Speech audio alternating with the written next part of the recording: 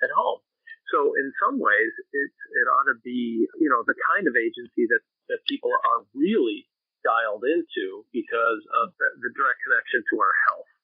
So I first heard about your campaign at my neighborhood Indivisible group meeting. So fantastic. That's great. Yeah, so Deborah Shore came and spoke there, and it was the first time I'd heard her speak, and she's fantastic. That, I think a lot of people think about Indivisible as a group that's really focused on national politics and and that is how it started, was sort of resistance to Trump. But sure. I think increasingly Indivisible groups are realizing this power of local elections. And so Deborah Shore came and talked about your campaign, and that really was what inspired a lot of us down in Hyde Park to really be paying attention to it. But we also got involved in another local race with really big implications, which was for the Cook County assessor. And so that, for people who are not local, there was a guy, a Democrat, he's still in office right now because we haven't had the November election yet, named Joe Barrios, who is wildly corrupt even by Illinois standards.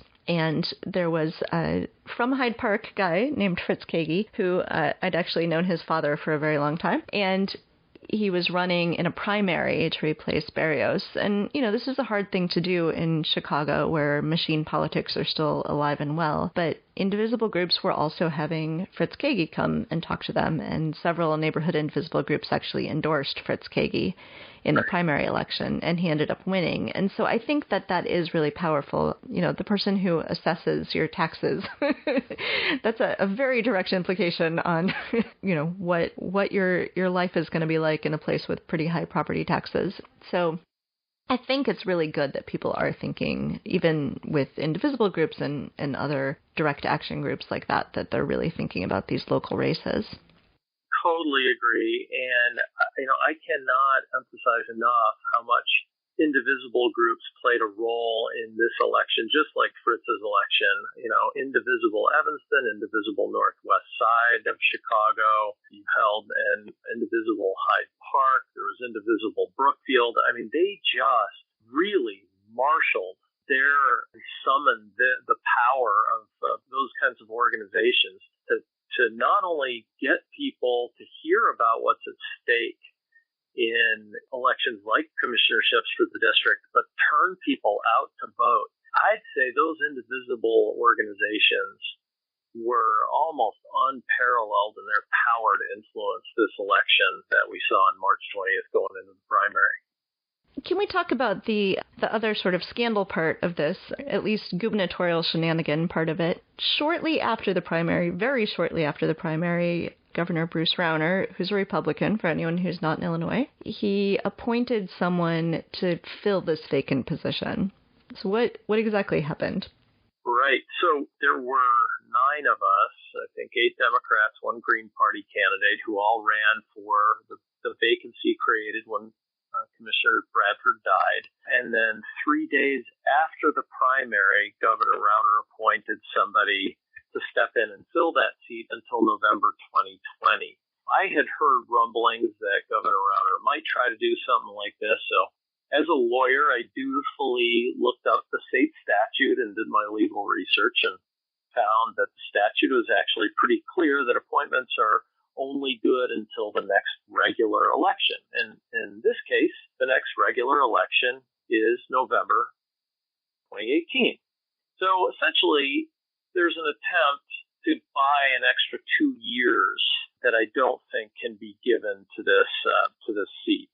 So that's what happened there. And then since that time, that appointee who was moved from another slot has filled the Bradford vacancy, and that created another opening that the governor appointed somebody to 2 weeks ago. His name is Ken Duncan.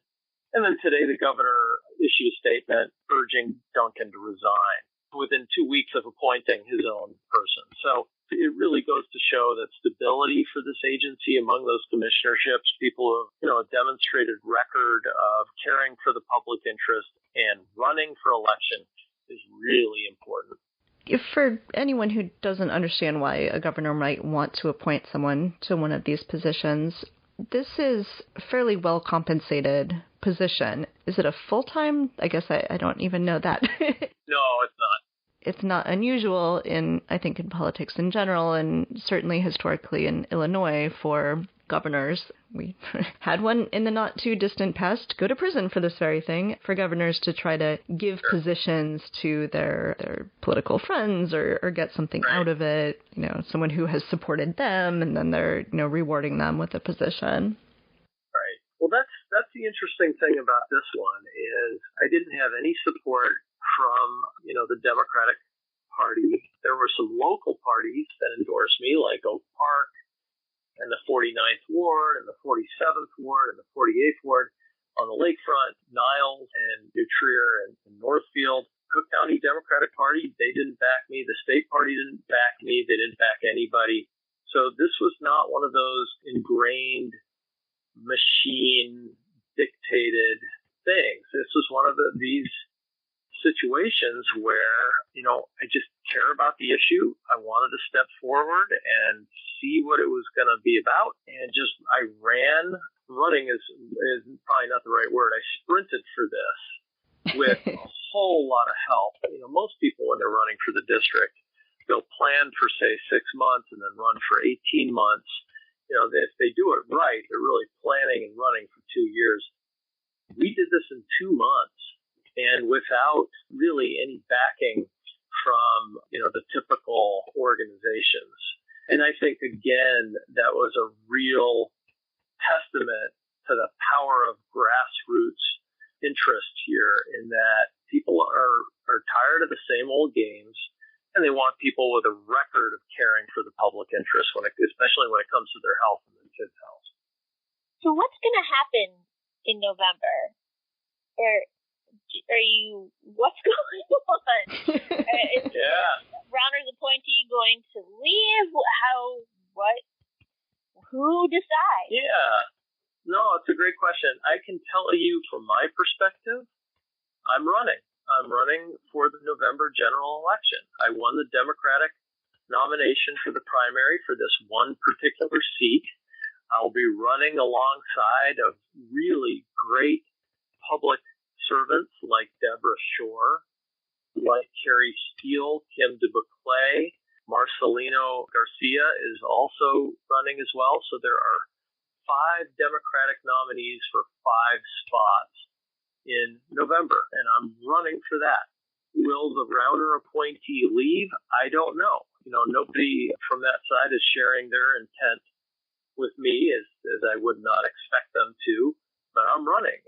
And my hope is that with enough support from folks out there in Cook County, I'll win in November, and I will just keep taking this step by step and keep fighting, because it's never been easy. It's always been a fight. I hate to say it. I wish it weren't, but it takes a lot of persistence, and that's just how it goes. So I'm running in November. One thing I just recently learned is that when there are more nominees, like in the primaries, than there are spots, that the top, so if there's like 4 people running for 3 spots, the top 3 people for this particular district are almost always going to win. I guess because it's so little researched. When people are researching what they're going to vote for, they're researching, mayor and aldermen and things like that, and they're not doing research into the Metropolitan Water Reclamation District. So I had a guy I knew in college who ran for this many years ago, and he unfortunately drew the last position or second last position or something. And even though he had been endorsed by a lot of the bodies that I would look at if I were doing my research, he didn't win because he just poor position on the ballot. And that's something I think people just don't ever think about unless you're running for office, is your position on the ballot mattering. It does matter. That's correct. And that played out in this past primary where there were 4 people running for 3 seats for the 6-year term. Marcelino Garcia won. Marty Durkin did not. He did not have great ballot placement. For this particular seat on the district, the one I'm running for, as hard as a write-in is, one nice thing about it is that the top vote getter is the nominee for that party. And it really doesn't depend too much on ballot placement. So you're right. Ballot placement actually matters. It matters probably a whole lot more than it should. Is there anything else that you wanted to make sure that we talk about? We've talked a lot about the process here. The other thing that I think is really important is to just keep people remembering why this agency is so incredibly important. This is the agency that reversed the flow of the Chicago River so that it wasn't going into Lake Michigan. Most of the time it was going downstream to the Illinois River and the Mississippi River to protect the drinking water supplies in Lake Michigan. This is the agency that has to deal with it when we get heavy rains and they have to reverse the flow of the river to go out into the lake. This is the agency that protects the water quality of the Chicago River and the North Branch and so many other of our river systems in the Chicago area, which are important for fishing and they're important for recreation and the quality of life in the region. So in all of the really important discussion about politics and races and all of the things that go along with that, what's really important at the end of the day is that those are all means to an end, and the end is making sure that we're protecting public health and the environment every day we possibly can for the next generation. Yeah, I was interested when Deborah Shore came to talk to us. Again, I had never really thought about what the district does, but she was talking about things like trying to convince the Ford Motor plant that they don't need to use potable water to wash the cars before they paint them, that you could use gray water for purposes like that. And I'm sure I'm going to get the details on this wrong, but getting the phosphorus out of the water supply and then being able to actually market that phosphorus for, I think, for farmers to use for fertilizer or something like that, that there's a lot of really interesting, innovative work that can be done. And actually, you got it exactly right. Whoa. But yeah, nice work. You're going to get a reward from Sophy, I think, for that one. Anyway, Sophy doesn't know that yet, by the way. But removing phosphorus from our water supply is really important because phosphorus is fertilizer, and it can be used for gardening in our, around our homes. It doesn't even have to be for crops and farmers. And so the district's work on that is really important. The only other thing I think I'll say is if anybody wants to keep following what's going on as we head into November, I'd invite them to join us at camdavis.org, and that's where people can sign up for updates and get involved because I'm not running for myself. I'm running for one of the most important natural resources that we have and the thing that really defines the Chicago metro region. We pulled up your website earlier today so I could look at it preparing for this, and my 6-year-old noticed that it said, "Thank you for doing the right thing," with right, WRITE, and he really liked that. I was a big fan of the fact that it refers to your campaign as the campaign. Yes. Well, we tried to make it fun, and I hope that came across. Well, you guys have been great, and I really appreciate your time, and thanks so much for taking time tonight. It's a lot of fun. All right. Well, thank you so much for joining us. We were excited about this one. Thanks for listening to Two Broads Talking Politics. Our theme song is called Are You Listening? Off the album Elephant Shaped Trees by the band Imunari, and we're using it with express permission of the band. Our logo and all original artwork is by Matthew Weflin and is done expressly for Two Broads Talking Politics. We can be found on our website at twobroadstalkingpolitics.com. You can reach us by email at twobroadstalkingpolitics@gmail.com, on Twitter at twobroadstalk, on Facebook and Instagram, and you can support us on patreon.com. You can find our podcast on Apple Podcast, Stitcher, Google Play, Spotify, iHeartRadio, TuneIn, and anywhere podcasts are found. If you are interested in advertising on Two Broads Talking Politics, please email us at twobroadstalkingpolitics@gmail.com.